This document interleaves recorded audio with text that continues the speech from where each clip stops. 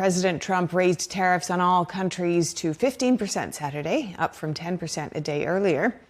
The increase follows the Supreme Court's ruling against the global tariffs his administration imposed in 2025 under the International Emergency Economic Powers Act, or IEEPA. Joining us now to discuss is economist Michael Busler, a professor of finance at Stockton University. Good to have you with us, Michael. The Treasury Secretary, Scott Bessent, said the Supreme Court's ruling did not say the president couldn't impose tariffs. Rather, he couldn't use IEEPA.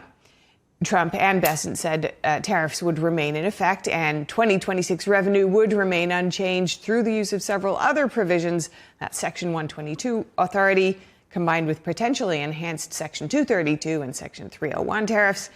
Can you explain these alternative pathways? Okay, so when Trump got into office, he wanted to renegotiate all these very lopsided trade agreements. So the other countries didn't want to renegotiate. So he said, look, I'm going to put tariffs on you, extremely high tariffs. And if you don't renegotiate, I'm going to keep them on. So most of the large countries, the European Union, most of the large countries renegotiated new trade deals. So now the Supreme Court said, well, listen, you can't use tariffs like that. So the question is, what's going to happen to these trade deals? So one of two things can happen. Either the countries say, look, we've negotiated this, we'll keep what we have here, or they're going to say, listen, you told us you're going to put on tariffs. If we don't sign an agreement, you can't put on the tariffs. So that agreement we signed is null and void. So they can either keep it or not. If they don't keep it, so what did Trump do? Under one of those laws you mentioned, he can put up to a 15% tariff on all countries, which is what he did.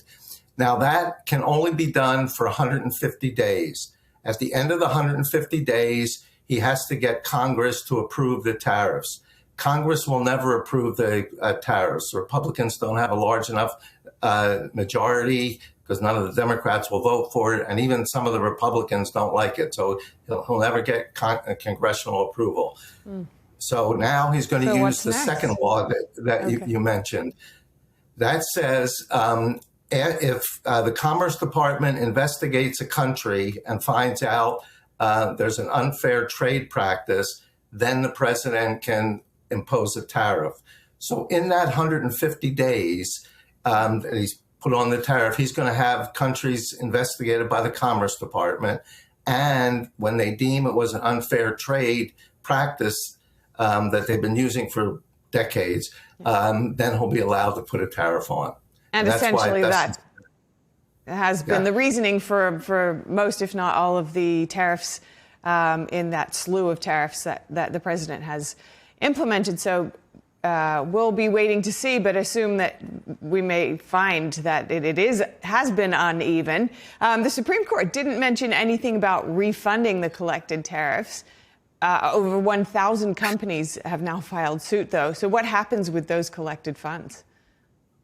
That's going to get tied up in court, I think, for a long time. The reason is you can't tell exactly who paid the tariff. If the price of something went up by some amount and the supplier said it's because of the tariff, maybe it was and maybe it wasn't.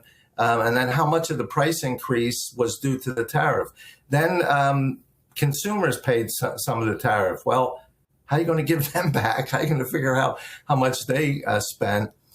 So coming up with who actually paid the tariffs is extremely difficult. What we do know is with all the tariffs being imposed, there was not a significant impact on the overall inflation rate. When President Trump came into office, the inflation rate, as measured by the Consumer Price Index, was 2.9%.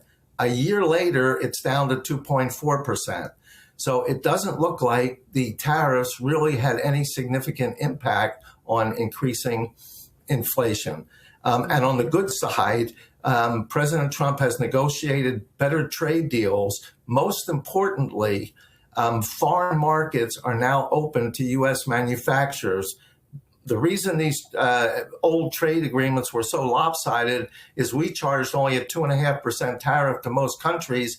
They charged us 20, 30, 50. India was charging 100% tariffs, that meant the U.S. couldn't sell their goods in those countries, and that's why we have such nearly $1 trillion annual trade deficit. Now, with these agreements, foreign markets are opened up to U.S. suppliers, especially in the agricultural industry, and you'll see the trade deficit shrink and the economy grow. Okay, so lastly, the most high-profile company that joined the suit against Trump's tariffs is Costco. Most of the other largest retailers have not yet joined, including Amazon, Walmart, Target, Home Depot, Lowe's, Walgreens, CVS, you name it. Why don't you think they joined in?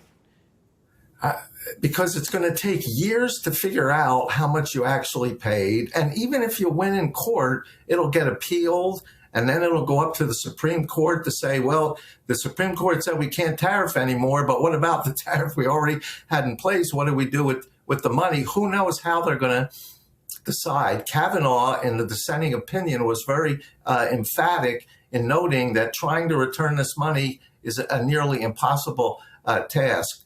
So I think the other retailers said, listen, it's not that much money, and we're not sure we're going to get it anyway. And rather than all this litigation, let's concentrate on improving our business.